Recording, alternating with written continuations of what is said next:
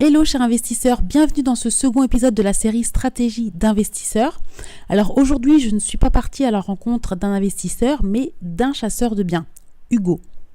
Donc merci à toi Hugo pour ce temps que tu nous accordes, je te laisse te présenter. Bonjour à tous, je m'appelle Hugo Dreux, j'ai actuellement 20 ans, j'habite sur la région d'Angers. Je suis dans un premier temps étudiant en BTS profession immobilière, du coup en deuxième année. Du coup, je passe mon BTS prochainement pour avoir la carte professionnelle gestion, transaction, syndic. Et en parallèle de mes études, je me suis branché déjà dès l'âge de mes 16 ans à l'entrepreneuriat et j'exerce aujourd'hui en tant que chasseur de rentabilité.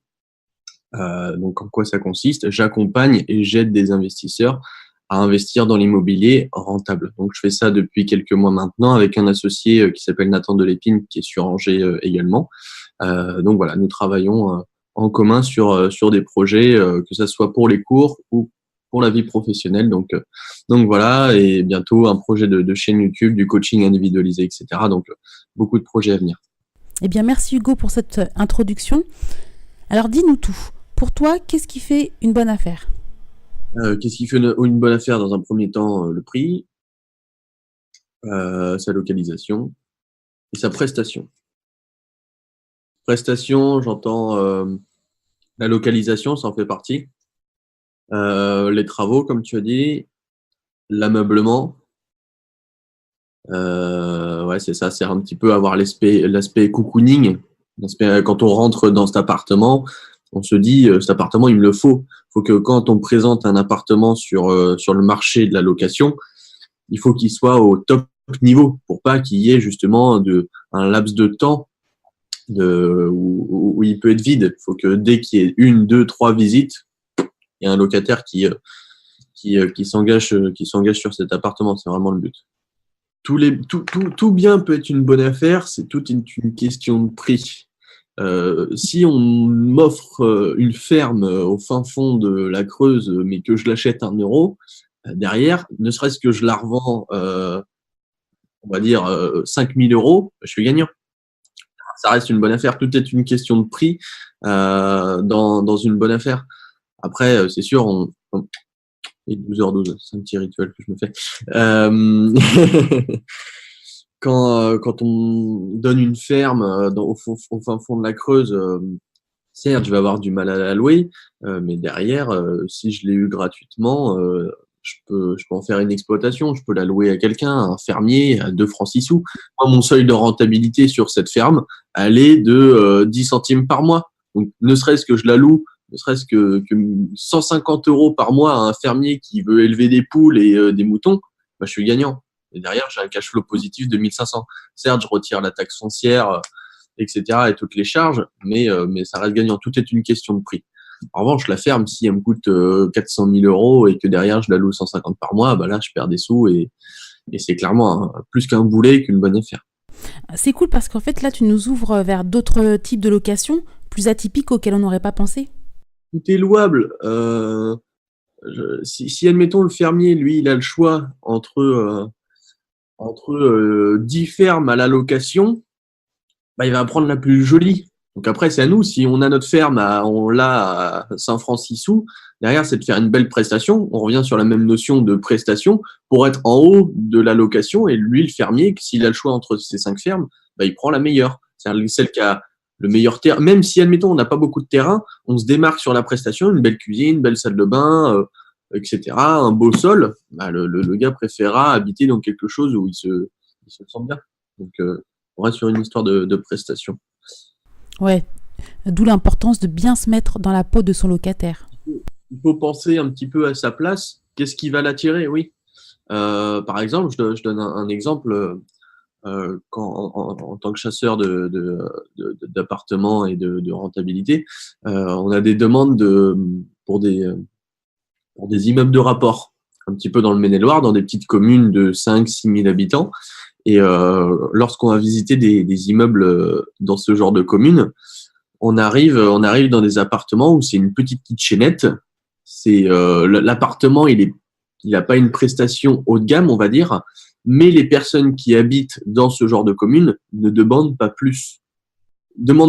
Et du coup, leur maître une cuisine top nickel, un sol, une belle peinture, etc., ils ne vont pas se sentir chez eux. C'est peut-être méchant à dire quelque part, mais ils sont bien là où ils sont. S'ils sont là, c'est qu'ils l'ont la plupart du temps choisi. Ils sont intérimaires, etc. Ils font leur petite vie tout seuls. Du coup, il faut pas forcément miser sur la qualité. Il faut faire en fonction de la personne qui va y habiter, de ses attentes, de ses envies, de sa manière de vivre. Par exemple, on était dans une petite commune de 4000 habitants.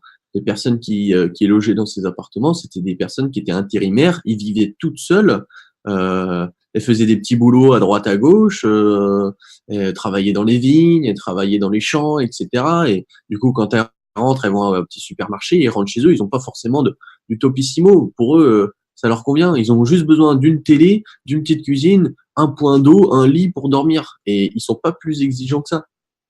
Après, voilà, c'est on voit la France comme elle est actuellement. Quand on se rapproche des villes, forcément, on demande un petit peu plus de qualité parce que le, le- la concentration de personnes, le développement urbain, etc., fait que on demande plus de qualité. Mais quand on va plus dans la campagne, les personnes ne demandent pas plus de qualité, se contentent de ce qu'ils ont, à peu près. Il faut pas, il faut pas bouleverser les codes. Je vais pas mettre dans une commune de 3000 habitants où le gars il gagne 1003, 1004 par mois à travailler tous les jours. Je vais pas lui mettre un appartement avec de la dorure sur tous les meubles. Ça va pas lui convenir. Il sera pas. Pourtant, je lui donne la meilleure prestation. Je lui ai mis 15 000 euros dans son appart pour faire un truc de fou, etc. Mais le gars, il va faire. Ça me ressemble pas. Après, il y en a qui vont aimer, oui, bien sûr, ça reste à nuancer, mais et voilà, faut toujours en fonction s'adapter sur le marché sur lequel on se positionne. C'est vraiment très important. Parce que c'est une notion qui est assez importante. Ok, merci beaucoup Hugo pour ces précisions. Alors ma deuxième question concerne la ville d'Angers, où tu exerces. Et qu'est-ce qui fait que Angers est une bonne ville pour investir en ce moment? Alors oui, on habite sur Angers. On habite sur Angers depuis qu'on est tout petit.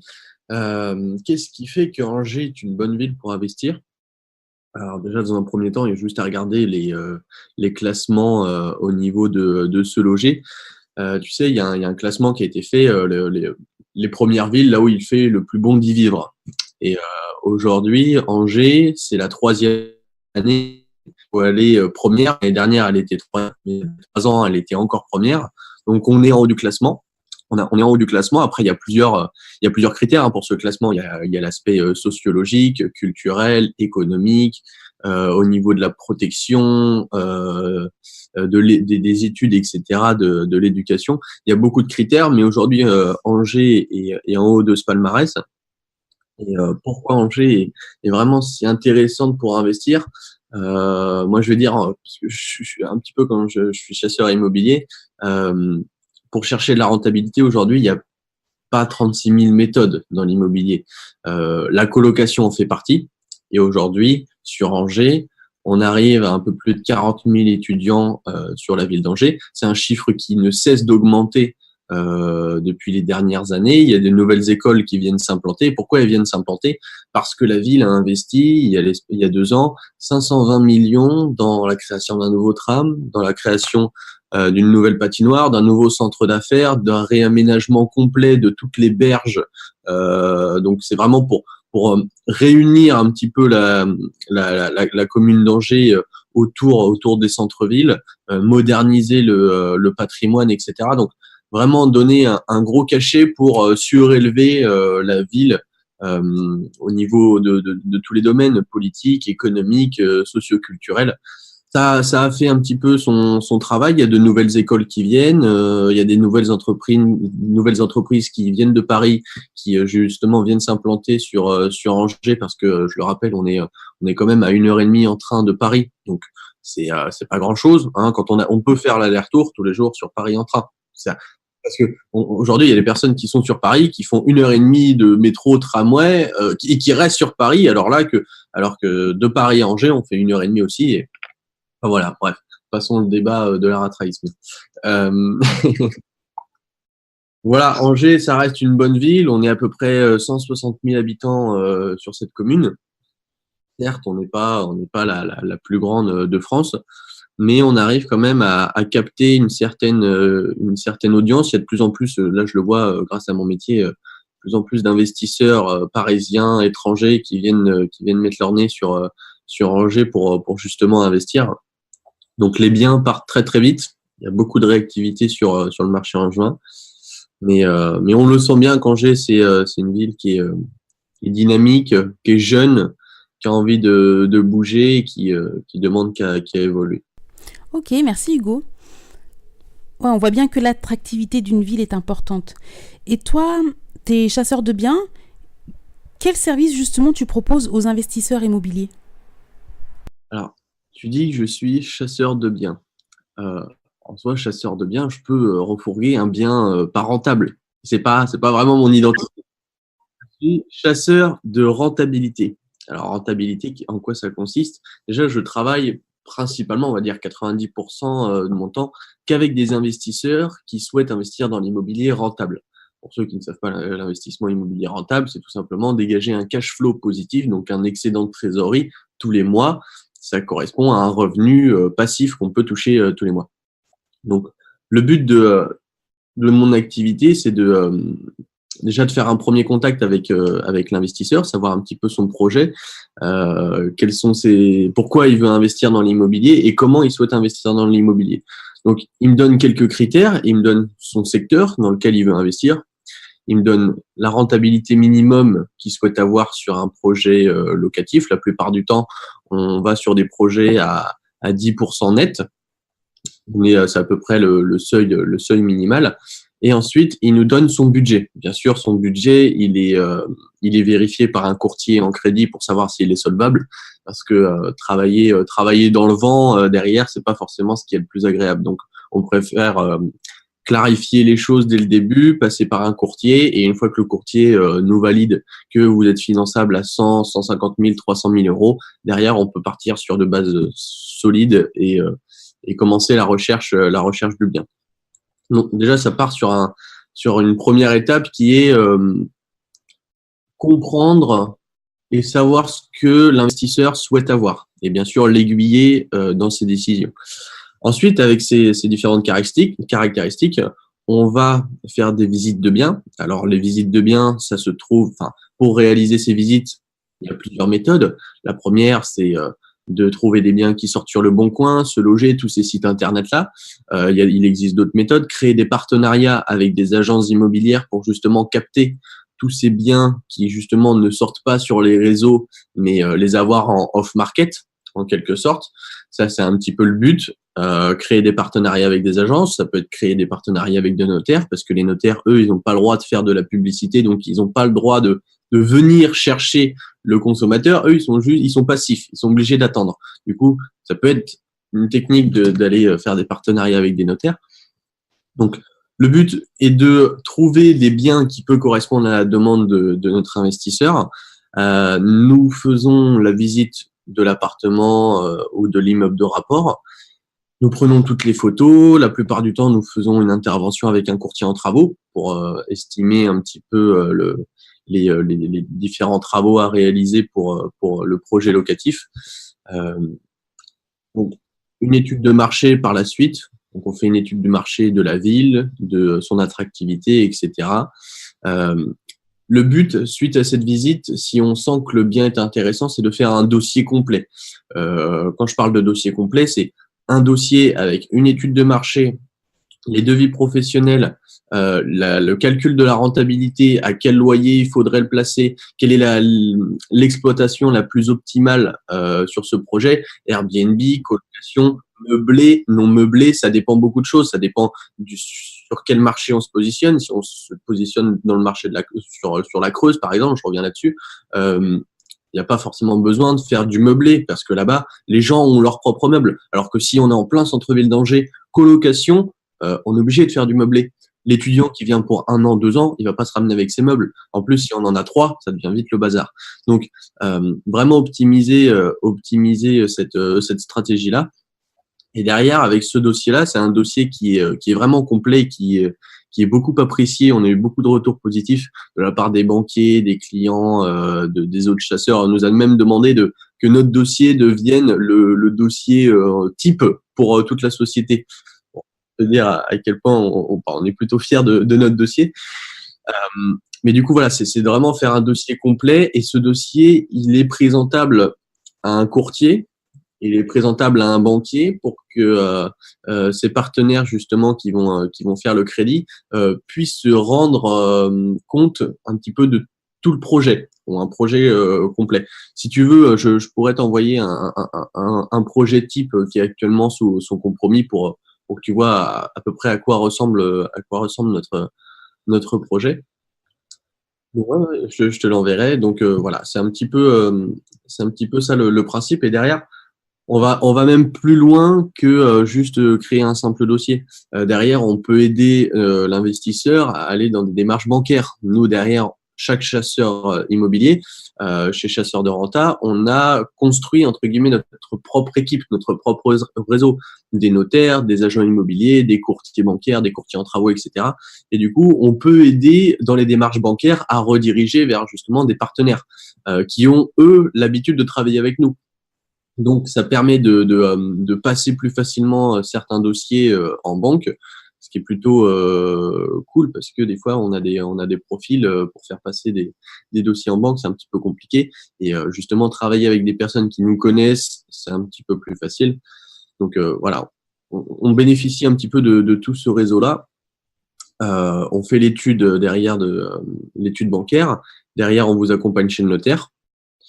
Et ensuite, on peut même aller plus loin, on peut faire l'installation des meubles. Bon, ça sera hors commission, mais on peut faire une prestation de service où on peut installer les meubles, ou justement faire intervenir une équipe pour installer les meubles s'il y a besoin. Si le client, lui, il est à Paris, que le bien est à Angers, on peut vraiment faire un projet clé en main sans qu'il s'occupe de rien. C'est-à-dire l'ameublement jusqu'à même derrière faire la mise en location et même derrière la gestion. Pareil avec l'équipe qu'on a construite.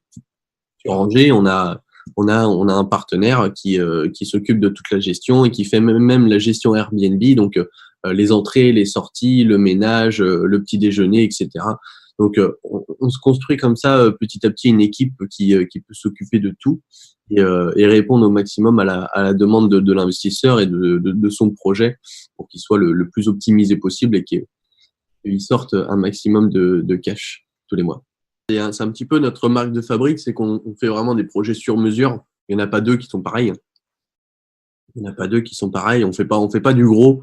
On fait vraiment du individualisé pour que vraiment on essaye au maximum de comprendre ce que l'investisseur souhaite avoir, pourquoi il veut investir. C'est vraiment important sur le pourquoi, hein. On revient sur la notion de pourquoi investir dans l'immobilier, pourquoi être entrepreneur, etc.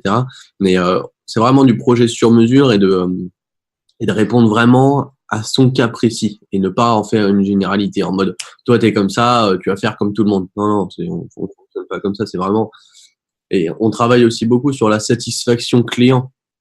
C'est-à-dire que derrière, pour prospérer en quelque sorte, derrière, on nous recommande. Pourquoi on nous recommande? Parce qu'on a fait du bon travail. Pourquoi on a fait du bon travail? Parce qu'on s'est intéressé à la personne.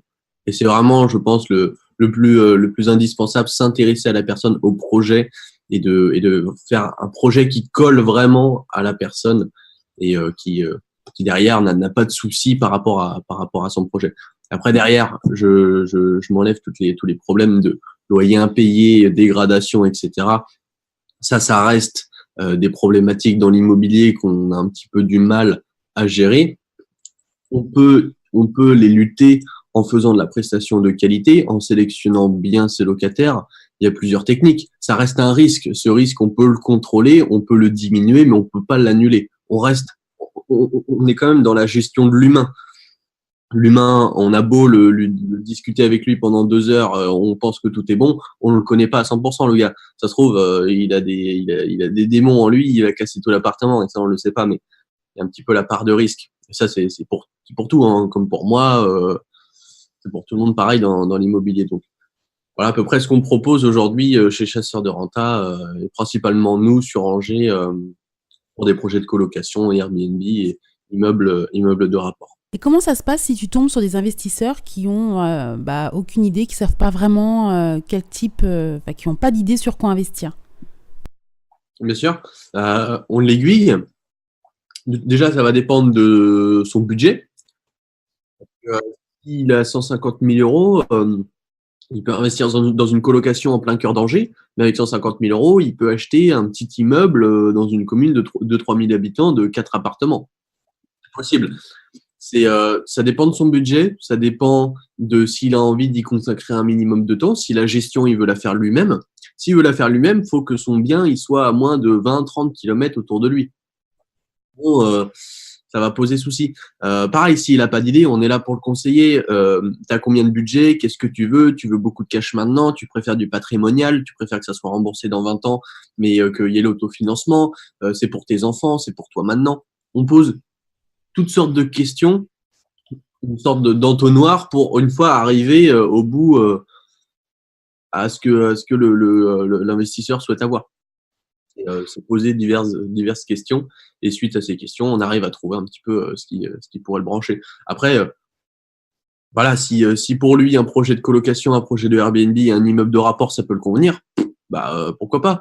Justement, moi, ça me laisse plus de possibilités pour faire mes recherches et dire, aujourd'hui, tu m'avais donné ces trois canaux pour justement faire ces recherches. Je t'ai trouvé une coloc et un immeuble de rapport. Maintenant, tu choisis lequel t'intéresse le plus. Donc voilà. Après, moi derrière, je reste un commerçant. Moi, si j'ai deux projets, je présente les deux, certes, mais je présente celui qui n'a pas été retenu à un autre investisseur. Je maximise aussi mon temps. Je vais pas travailler dans le temps. Ouais, c'est normal. Et, imaginons que je veux travailler avec toi. Quel budget minimum j'ai besoin? Pour investir en Angers. Alors, pour travailler avec nous, j'ai envie de dire, ça dépend vraiment du marché immobilier dans lequel on investit. Tu vas investir sur Paris à 100 000 euros, on n'a rien. On a même un parking aux Champs-Élysées, on l'a pas. Donc, ça dépend vraiment du secteur. Après, s'il faut parler sur Angers, tout dépend aussi de quel projet on souhaite se diriger. Mais pour un projet, on va dire, de colocation classique, pour avoir un petit peu de rendement, c'est-à-dire 10% de rentabilité nette, pour se dégager 350-400 euros par mois de cash flow positif dans sa poche, bien sûr, il est imposable, mais ça reste, parce que la partie imposable, c'est un petit peu plus complexe. On n'y touche pas vraiment, mais pour se dégager 350-400 euros par mois, avec 120 000 euros, c'est complètement possible. C'est pas une somme colossale, hein, c'est une somme que je pense tout le monde peut dégager avec ne serait-ce qu'un CDI. Un CDI au SMIC, tout le monde peut dégager 120 000 euros. Après, c'est qu'une question de comment ça s'appelle? Pas de qualité de vie, mais de comment on gère son argent. Tout simplement, si on a des crédits conso, si on achète beaucoup de vêtements, si tout ce genre de choses. Après, ça c'est un autre point à étudier, mais avec 120 000 euros sur Angers, on peut facilement investir dans une colocation rentable. En plus, le marché angevin s'y prête parfaitement, parce que il y a beaucoup plus d'étudiants, etc. Il y a besoin de logements, donc la colocation sur Angers, c'est top. Après, avec 150 000 euros, on peut aussi acheter un immeuble de rapport dans une petite commune où on va chercher le 12, 13, 14% de rentabilité brute. C'est des choses qui sont possibles. Et après, avec la colocation, le Airbnb, j'en parle pas, avec ne serait-ce que 100 000 euros, tout compris, on peut essayer de trouver un petit appartement et de l'exploiter, un petit studio près de la gare. Derrière, on l'exploite en Airbnb. Ça, c'est possible. Ça a plus de risques, bien sûr, parce que derrière, on dépend quand même d'une juridiction, hein. Airbnb, demain, ça peut se casser la gueule, hein. Si l'État demande la fermeture de Airbnb ou bloque, met des jours où c'est pas possible de louer, même en tant que professionnel, là, on dépend vraiment de l'État. Donc, c'est un petit peu la part de risque en faisant du Airbnb. Mais aujourd'hui, sur Angers, il y a toute la région du Maine-et-Loire, pour 100 000 euros, 120 000 euros, on peut avoir quelque chose de correct. Et se dégager 350, 400 euros par mois. Donc, si on réfléchit bien, on fait 3 projets. On fait juste 3 projets, ce qui est réalisable en 1 an et demi. Faire 3 projets, on se dégage un SMIC. J'ai entendu que tu parlais du notaire, qu'en fait, il pouvait endosser un rôle d'agent immobilier. Peux-tu nous en dire plus? Alors, le notaire, lui, le boulot de notaire en soi, le notaire, lui, il fait rien. Il est assis sur son bureau, il signe des choses. Il signe des contrats. Mais derrière, c'est l'étude notariale qui est raccrochée au notaire. Donc, il y a le notaire et il y a un service de négociation rattaché au notaire qui, lui, travaille sur des entrées de biens et des sorties de biens pour rapporter du chiffre d'affaires au notaire. Donc, donc voilà, c'est les services de négociation immobilière dans les agences notariales.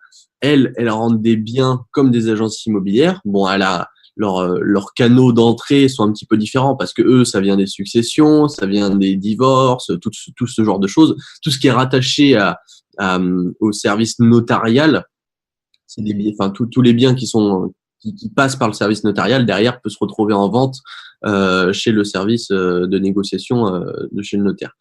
Donc voilà, le notaire, lui, peut avoir des biens que des agences immobilières n'auront pratiquement jamais, parce que lui, il a accès à un marché bien spécifique. Le divorce, la succession, tout ce genre de choses, il n'y a que le notaire qui y touche. Du coup, ça peut permettre certaines fois d'avoir des opportunités qui peuvent être intéressantes à étudier. Donc, c'est intéressant de créer des partenariats ou même pas forcément créer des partenariats, mais juste se rendre sur le site internet des notaires et de regarder ce qui sort tous les jours. Le coup d'œil en vaut la chandelle.